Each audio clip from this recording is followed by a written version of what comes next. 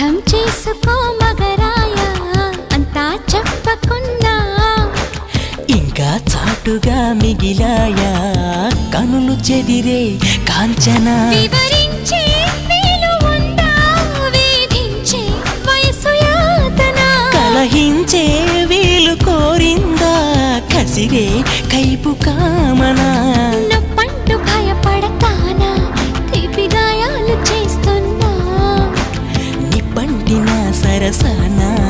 అపసోపాల తాపాలు చల్లార్చనా ఎలుకో నాయక రాసి చానా ఇలాగా ఎలకు బాలిక